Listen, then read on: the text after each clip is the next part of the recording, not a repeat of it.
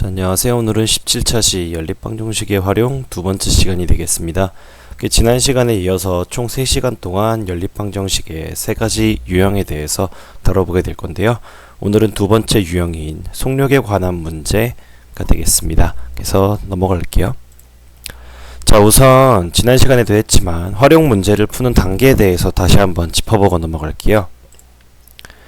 자, 우선 활용 문제를 해결하는 단계는 첫 번째, 문제를 분석해야 되죠. 그래서 무엇을 구해야 되는지, 그 다음에 주어진 자료는 무엇인지, 어떤 지식이 필요할지에 대해서 생각을 해야 됩니다.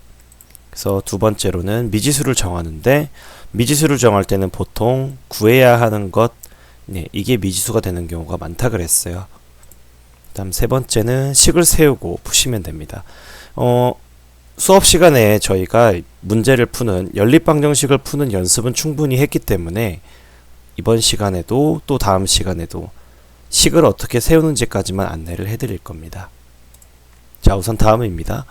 속력에 관한 문제 해결하기. 자, 이제 본격적으로 들어갈 텐데요. 자, 우선 다음 질문에 답해 보세요. 100km per hour라고 하죠. 또는 시속 100km라고 부르기도 하고요. 그래서 이 부호를 잘 봐두시고요. 무슨 뜻인가요? 자동차를 타거나 버스를 타거나 기차를 타면 보통 나오는 말인데 1시간에 100km를 간다라는 얘기죠. 그래서 1시간에 100km를 간다는 뜻이에요. 자, 그러면 100km per hour로 3시간을 갔어요. 그러면 총 몇 시간을 갔을까요? 자, 이 뜻이 1시간에 100km를 간다고 했는데 3시간을 갔어요. 그러면 총 300km를 가게 되겠죠. 자, 그럼 이 식을 좀 보겠습니다. 이런 100km per hour를 우리가 뭐라고 불러요? 속력이라고 부르죠.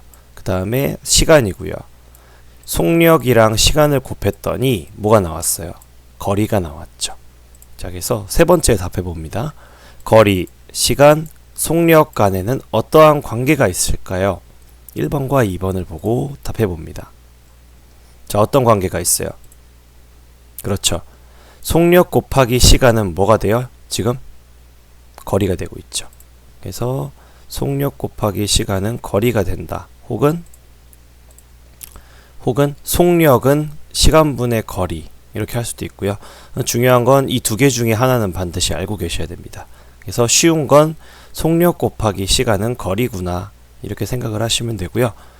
잘 안 떠오르시면 이 2번에서 했던 말 있죠. 시속 100km로 3시간을 가면 300km다. 이런 걸 기억해 두시면 되겠습니다. 자, 이제 본격적으로 문제를 해결해 볼게요. 자, 교과서 90페이지에 있는 예제를 그대로 옮겨놨어요. 한번 보겠습니다. 세경이는 총 거리가 7km인 산의 둘레길을 걷는데 처음에는 시속 4km로 걷다가 도중에 힘이 들어 남은 거리는 시속 2km로 걸어 총 2시간 만에 둘레길 걷기를 마쳤다. 시속 4km로 걸은 거리와 시속 2km로 걸은 거리를 각각 구하여라 라고 나와 있죠. 자, 이런 문제는 일단은 문제 분석을 한번 해볼게요. 자, 문제 분석입니다. 우선 구해야 하는 것부터 볼게요. 뭘 구해야 돼요? 지금 구해야 하는 게 여기 보면 써 있어요. 쭉 읽어봅니다. 그러면 마지막에 보통 나와요.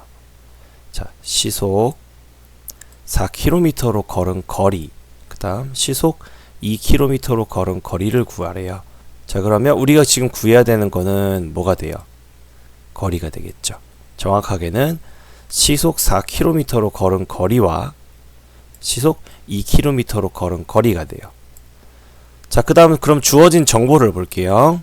총 거리가 몇 킬로미터래요? 7km래요.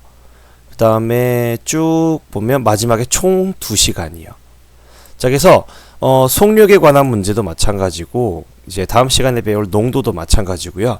보면 가장 큰 단위로 주어지는 정보, 그러니까 최종적으로 만든 것 또는 총 거리, 총 시간, 이런 것들이 주어지는데 보통 이걸 이용해서 문제를 많이 풀어요. 그래서 총 거리가 7km다.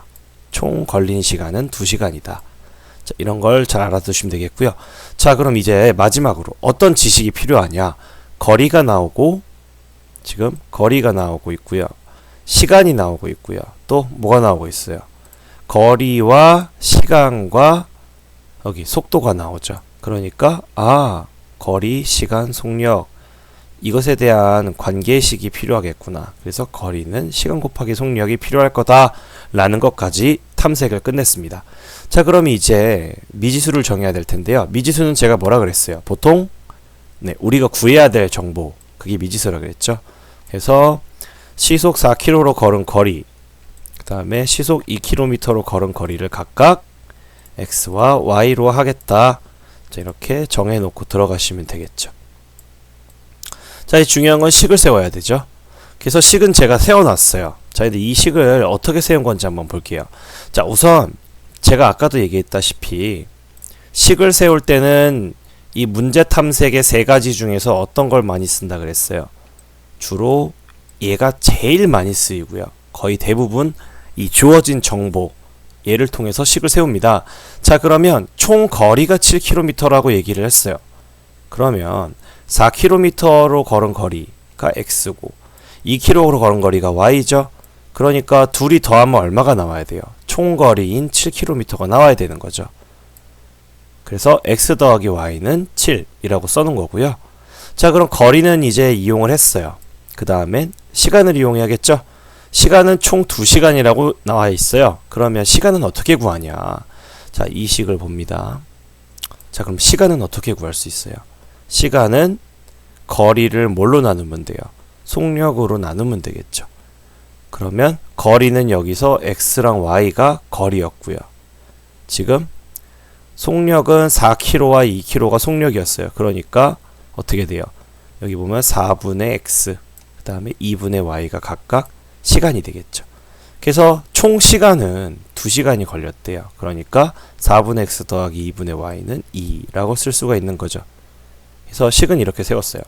설명은 총 거리가 7km인 걸 이용해서 한 가지 식을 세웠고요. 그 밑에는 시간은 속력분의 거리이고 총 걸린 시간이 2시간이므로 이렇게 식을 세울 수가 있는 거죠. 이제 나머지는 뭐 하면 돼요? 연립방정식을 세웠기 때문에 이 문제를 풀면 답을 구할 수가 있을 겁니다. 근데 중요한 건 활용 문제를 여러분들이 어려워하는 이유는 문제 자체가 어려운 건 아니에요. 솔직히 3번까지 딱 풀어주고 이렇게 C까지 딱 세워주고 여러분한테 푸세요 라고 하면 못 풀 사람은 제가 보기엔 별로 없을 거예요.